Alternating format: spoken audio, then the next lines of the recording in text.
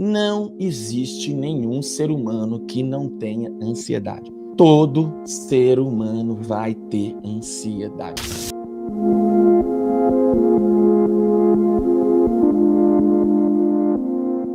Existem 3 tipos de ansiedade que você tem que aprender na sua vida. Você tem a ansiedade normal, anotou? Guardou? A ansiedade normal.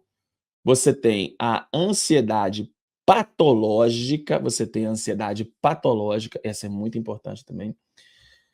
E você tem a ansiedade espiritual. Essa é a primeira ansiedade que você tem que saber. É a ansiedade normal, é o frio na barriga, é o pré-treino natural do corpo, é aquela coisa que te faz ter força, aquela coisa que te faz prestar atenção, é aquela coisa que te prepara para lutar pelo pão de cada dia. É um modo que roda em segundo plano sem você perceber.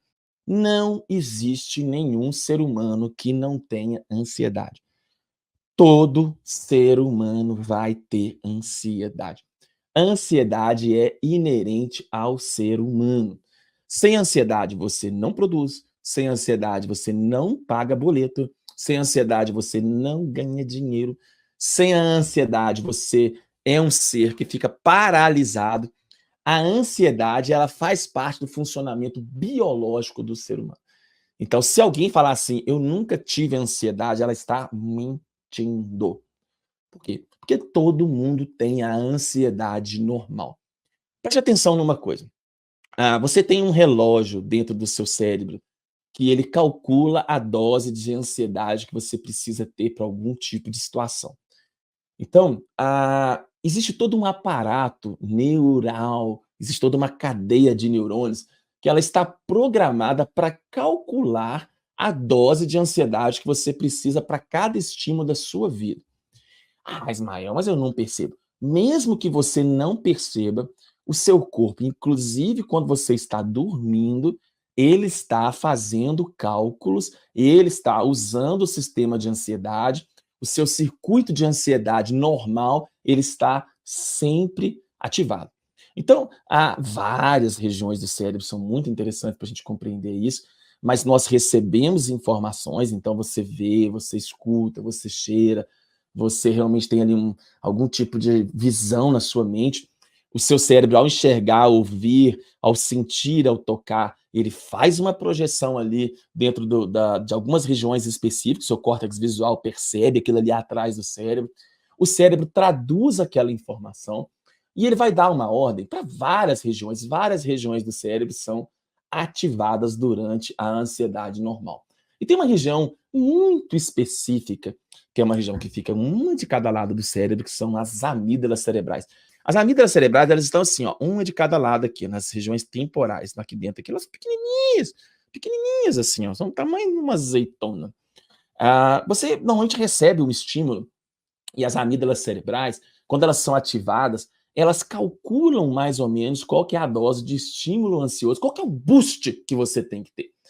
Então imagina só, você está atravessando a rua, e de repente solta um poodle da coleira de uma pessoa que você está atravessando a rua.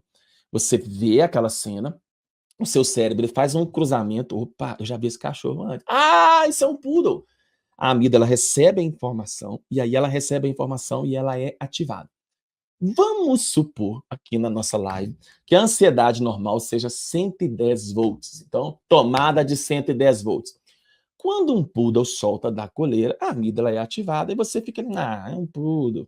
Eu não vou ficar preocupado com esse negócio de poodle, não, porque esse negócio de poodle é bobagem, se é um bicho não morde ninguém, tudo, você não vai ficar estressado com isso.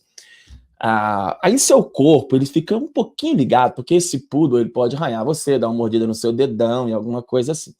Então a amígdala ela vai ficar ligada e ela vai dar um boost ali para 120, 130 volts, dando aqui uma escala hipotética. Agora vamos supor que você soltou um pitbull da coleira. Você está atravessando a rua. De repente, no meio da rua, soltou um pitbull da coleira.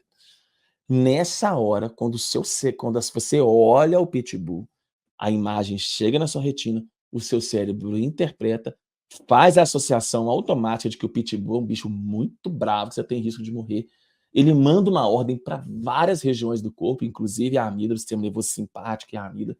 E aí a amígdala fala o seguinte: opa, esse bicho é bravo, não é uma reação para 120 não. Ismael, você precisa de 160 volts. Por quê? Você precisa lutar ou você precisa de fugir desse bicho. Esse bicho pode te matar. Então, o que que o corpo faz? Ele aumenta o modo turbo, ele realmente aumenta a carga de ansiedade. Como que o corpo faz isso? Vem, quando o cérebro é ativado, isso acontece comigo, com você, todos os dias, mesmo que você não perceba. O cérebro, por exemplo, ele vai ativar uma cadeia de nervos, que a gente chama de sistema nervoso simpático. Você não precisa de guardar isso. Simpático é bem automático. Então, assim, sem você perceber, o sistema nervoso simpático ele é alterado. A segunda coisa que acontece é que o cérebro ele começa a comunicar com glândulas que ficam em cima dos seus rins, que nós chamamos de suprarrenais. Já ouviu falar nas suprarrenais? São glândulas que ficam aqui em cima dos rins. E quando você está ali diante de algum desafio, de alguma coisa e tal, o cérebro fala com as suprarrenais assim: suprarrenais, por favor, me ajudem, que nós temos aqui uma situação que precisa de 140 volts, de 150 volts. E aí as suprarrenais, elas vão o quê? Despejar adrenalina, despejar cortisol. Para quê? Para você ficar em alerta, para você ficar mais concentrado, para você ter mais energia. Agora, existe uma segunda ansiedade que ela é muito importante você saber, que é a ansiedade que a gente chama de ansiedade patológica, que é a ansiedade anormal, que é a ansiedade disfuncional. Existe um universo de pessoas que essas regiões do cérebro que traduzem a ansiedade, essas regiões do cérebro que produzem a ansiedade, que calculam a ansiedade, que dosam a ansiedade, existe um universo de pessoas que essas respostas elas são para mais, elas são hipercalibradas, elas são dadas numa intensidade maior do que deveria. É o que nós chamamos de pessoas que podem estar sofrendo de algum tipo de transtorno de ansiedade. Veja bem, eu vou falar aqui sobre as causas, mas existe sim um universo de pessoas. Se a gente pegar agora, nesse momento, fizer uma entrevista na população mundial, lógico que vai variar nos estudos, mas em torno de 15 a 20%, vamos colocar a estatística mais baixa, 15% das pessoas no mundo agora, elas estão sofrendo com algum tipo de transtorno de ansiedade, com um transtorno psiquiátrico, com uma doença, com um quadro clínico que realmente faz com que elas sofram mais do que deveria, com que elas sintam mais do que elas deveriam sentir, com que elas se preocupem mais do que elas deveriam se preocupar, com que elas façam mais scores mais negativos, nós vamos adiantar aqui algumas coisas do que elas deveriam fazer, com que a mente delas realmente trabalham mais do que elas deveriam trabalhar. Então, talvez você está assistindo essa live, me fala aí se você que está assistindo essa live, se alguém aqui já sofreu sobre transtorno de ansiedade, se você já passou por um transtorno de ansiedade. E aí você tem que entender para você não ficar reproduzindo esses clichês aí. Meu Pai eterno, eu estou com ansiedade, então eu estou em pecado, Jesus e tal. Não tem nada a ver com isso. Veja bem, nós temos aqui que separar um pouco as coisas. Veja bem, nós sabemos que existem algumas pessoas que elas já nascem predispostas a ter mais ansiedade do que outras pessoas.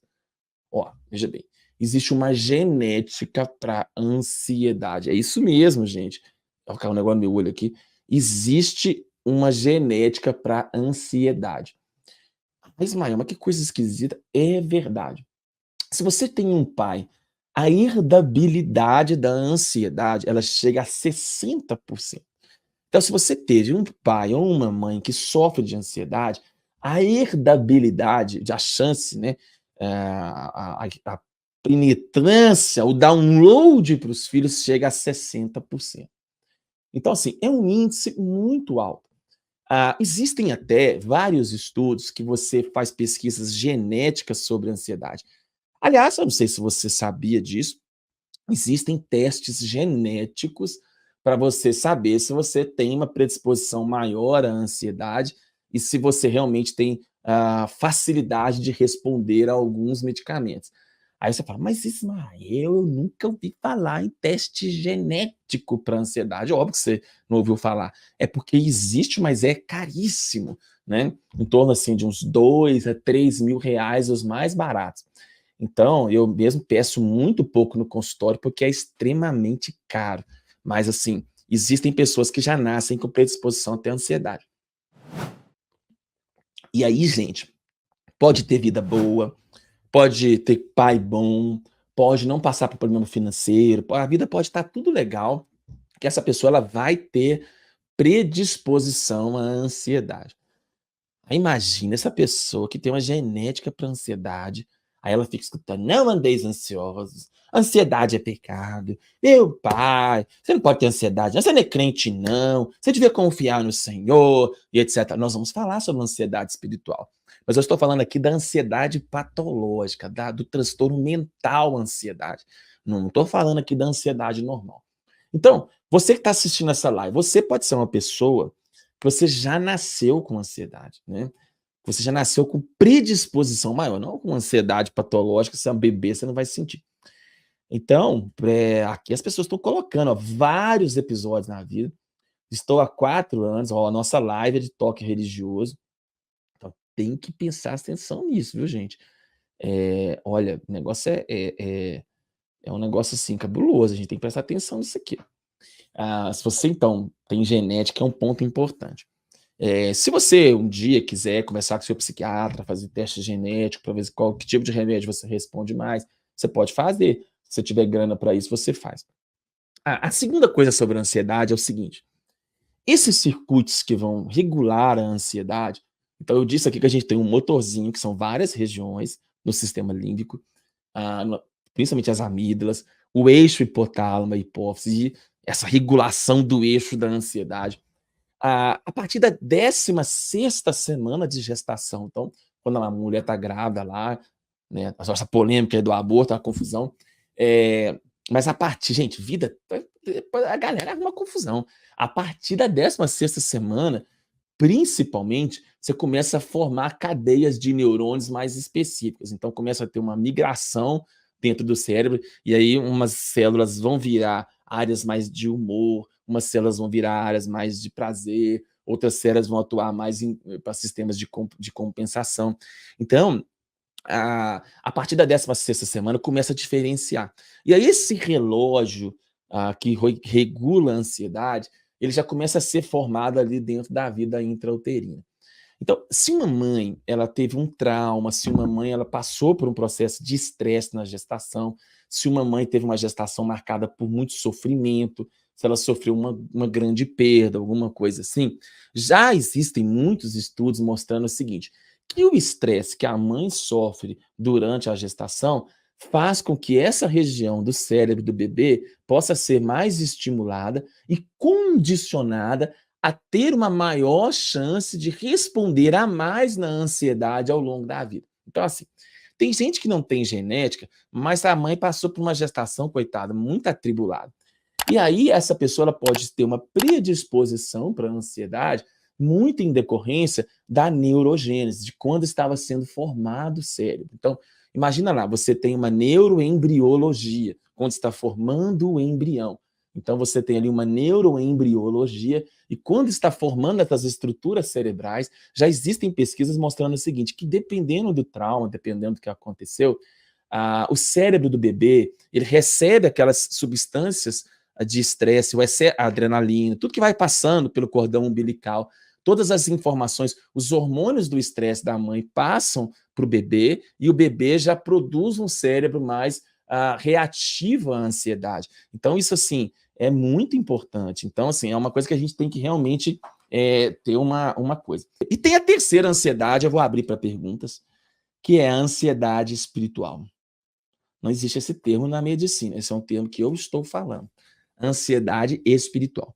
Aí sim, tem a ver com o famoso texto de Jesus, está inclusive aqui no meu livro, por isso vos digo, está em Mateus 6, não andeis ansiosos pela vossa vida, quanto ao que haveis de comer, de beber, nem pelo vosso corpo, quanto ao que haveis de vestir.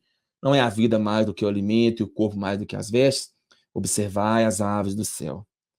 E aí, no finalzinho, Jesus diz: portanto, não vos inquietei com os dias de amanhã, basta o dia o seu próprio mal. Veja bem, Jesus não está aqui reprimindo ninguém que tenha transtorno de ansiedade generalizada.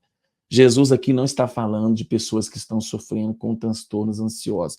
Jesus está falando aqui que o remédio para a nossa existência, para nossas preocupações, está na crença na soberania de Deus.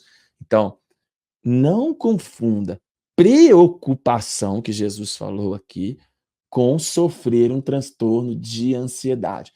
Não confunda o remédio que Jesus, existencial que Jesus está dizendo aqui, como uma crítica de Jesus a alguém que está passando por uma enfermidade.